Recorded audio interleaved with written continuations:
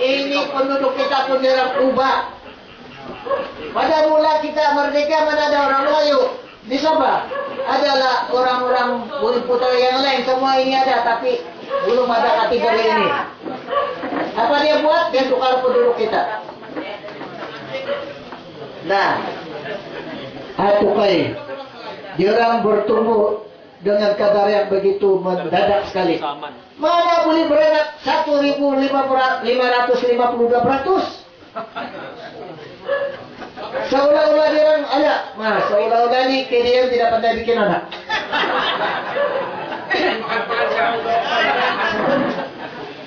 Biarlah makali dia orang 1, selagi ada 6. Sini ada 3, 4 makali yang.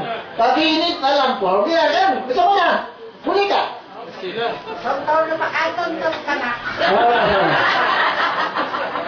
Kon. Ini bertambah.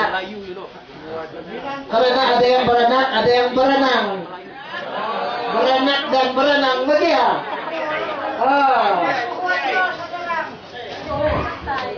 Bahayanya ini. Ini cara diorang kasih tinggalan orang kita. Betul tak? Coba kita tengok kedudukan dia sekarang. Nah, Sarawak pun dulu, Sarawak punya penduduk lebih banyak daripada kita dulu. Tapi selepas itu, Sabah pula beranak banyak-banyak.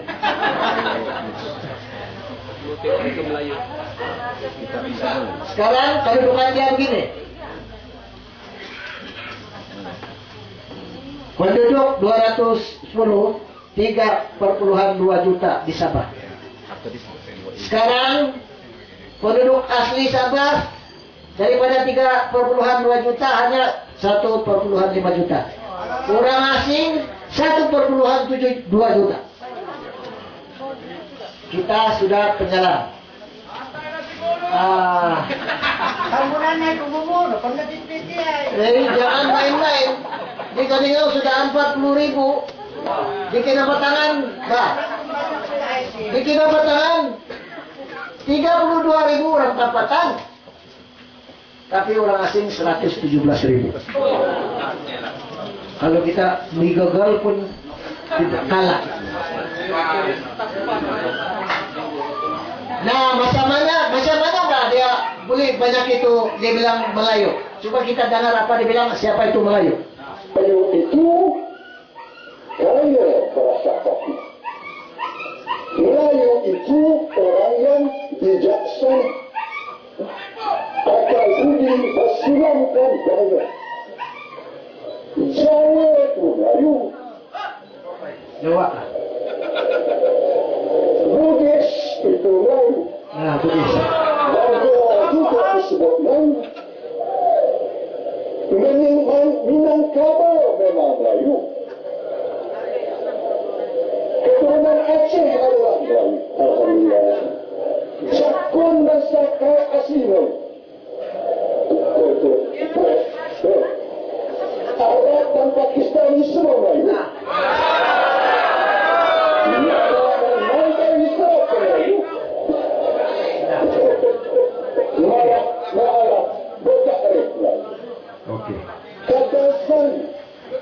Nah, itulah sebab semua diorang manipulasi jadi Melayu. Jadi diorang bilang ini kawasan negeri Sabah sekarang UMNO Miskino tutup ini kursi karena dibilang sudah Melayu. Di Sabah mana ada Melayu, padahal Bajau Suruk, tapi diorang bukan mengakui Melayu. Dia Islam, dusun pun ada Islam juga, tapi bukan Melayu, kan enggak? Nah, tapi dia orang guna ini semata-mata untuk menguasai negeri kita. Supaya nanti mengundi, dia orang salah gunakan ini orang asing. Jangan, kita tidak salahkan orang asing, tahu. Orang asing ini penerima saja. Disalahgunakan oleh pemerintah. Tapi dia orang salah gunakan dia orang ini untuk mengakalkan kuasa dan merebut kuasa kita. Betul kan? Betul. Jadi saudara-saudara sekalian, bagi saya, kalau orang asing yang diberikan IC itu rasa-rasa dia orang layak, rasa-rasa ini negeri dia orang, marilah kita sama-sama pertahankan ini negeri, halau itu penjajah. Boleh nggak? Nah, jadi itu sudah cara kita. Ketua Menteri bangsa Melayu. Ketua Menteri sudah jadi bangsa Melayu sekarang. Pergi cek saja internet, ada tuh dia tulis bangsa Melayu tuh. Nah, oke. Memang dia tulis bangsa Melayu bang, bisa. Oke. Nah, apalagi dia orang buat tapi naik ngawi, apa dia buat? Nah, dia kasih bunuh kita. Bangsa Melayu dia kata. Pandai. Kenapa? Bila UMNO sudah masuk Sabah, itu pun dia tipu.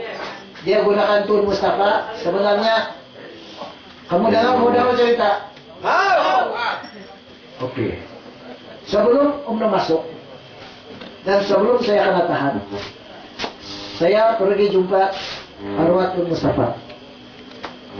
Saya dan rekan-rekan saya pergi ke Kuala Lumpur jumpa arwah Tun, dan kita berbincang tentang kerjasama untuk memastikan UMNO tidak masuk Sabah.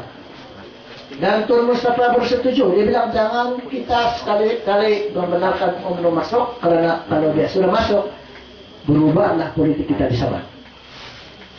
Jadi saya bilang sama Tun, macam mana lah beli kerjasama? Dia bilang boleh. Jadi saya bilang macam mana syarat-syarat? Dia bilang syarat-syarat saya pulangkan kepada kamu orang-orang muda. Waktu itu masih muda lah. Dia bilang saya punya politik ini sudah 30 tahun kapal kanan, dia bilang. Jadi saya pulangkan kepada kamu syarat. Saya punya tanggung jawab, dia bilang Tun, adalah untuk meyakinkan orang-orang saya dalam USNO. Jadi dia bersetuju untuk bergabung dengan PBS pada waktu itu. Bila saya laporkan kepada PBS, Presiden PBS, dia bersetuju. Tetapi apabila dia bersetuju, tapi apabila pemimpin-pemimpin lain pergi berunding dengan Presiden PBS, bilang begitu Datuk Pahir pada waktu itu, dia bilang janganlah percaya pada Tun, tidak boleh harap tengok begini-begini. Jadi tidak jadilah itu gabungan. Nah, apabila itu kerjasama tidak jadi, Tun Mustafa di mana dia mau pergi, dia kena paksa. Dia PBS tidak mau dia paksa, dia bagi jalan untuk UMNO masuk. Dia pun kena tipu. Dia orang bilang, oh USNO kapal kecil, apa guna naik kapal kecil, kapal besar sudah sampai. Jadi dia orang kasih masuk, dia orang naik kapal besar lah UNO. Nah, sudah kapal besar masuk, Tun Mustafa disingkir, dihina, tidak digunakan. Kamu masih ingat kan? Lain orang yang jadi pemimpin. Sudah itu, saya akan bila UMNO masuk, saya akan masuk tahanan. Baru PBS kalau kamu pergi cari USNO. Kamu ingat gak itu? Baru dia kalau kamu pergi cari USNO mau bergabung. Tapi sudah lewat. UMNO sudah masuk, JP sudah kena kurung, USNO sudah diharamkan. Dia orang tidak nampak apa yang saya nampak. Baru dia orang bersetuju tapi sudah lewat. Begitulah UMNO masuk. Bukan kerja Tun Mustafa saja. Kita punya salah juga, betul atau tidak? Betul.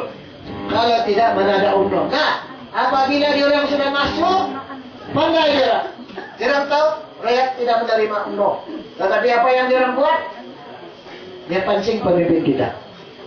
Dia bilang, bagus kamu sokong UMNO, bagus sokong Barisan Nasional, karena kami ada proyek baru. Proyek Ketua Menteri. Semua kaum boleh jadi Ketua Menteri. 2 tahun penggiliran. Alhamdulillah, pemimpin-pemimpin kita mau jadi Ketua Menteri, masuk Barisan Nasional, semua sokong UMNO. Dia orang tidak tahu sementara dia orang masuk mau jadi Ketua Menteri, sudah masuk dalam BN, UMNO sudah merancang ubah ini kursi-kursi parlemen, kursi-kursi DUN.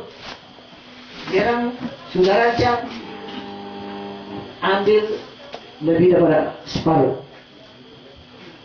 Di sini parlemen lebih daripada separuh.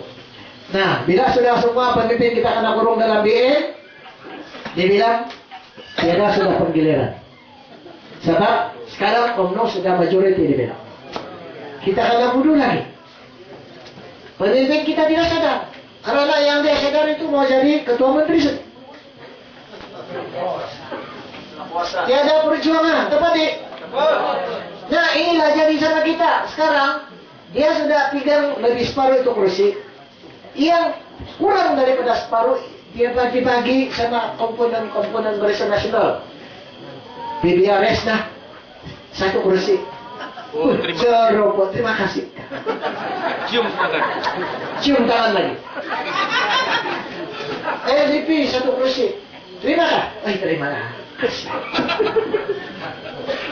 Kita sudah dibaca-baca dan diperintah. Kita tidak sadar. Dia orang sudah pegang. Nah, bila sudah dia orang berkuasa, segala-gala dia orang ambil. Apa dia orang ambil? Dia orang itu proyek-proyek. Dia orang hantar peruntukan banyak-banyak untuk pembangunan untuk negeri Sabah. Kunun. Banyak peruntukan memang banyak. Tapi banyak juga rasuah. Semakin banyak peruntukan, semakin miskin negeri Sabah. Seperti yang diterangkan oleh Cigo Kustin tadi, karena dia tarik ruruk itu ATM. Dia ambil itu kekayaan negeri Sabah. Dia orang katakan dia. Dia orang yang kontrol itu ATM. Nah, sehinggalah pada hari ini negeri Sabah adalah negeri yang termiskin. Jadi tapi naik Ngawi, ini yang berlaku, pemimpin kita tidak sadar. Tetapi sekarang kita kasih nampak semua supaya kita rakyat sadar, rakyat ada ilmu, rakyat tahu apa yang mau dibuat untuk masa depan. Setuju?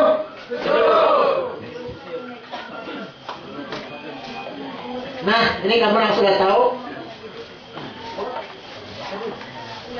Masuk Sabah, lepas kuasa, sekarang jarang sudah berkuasa. Akibat ini,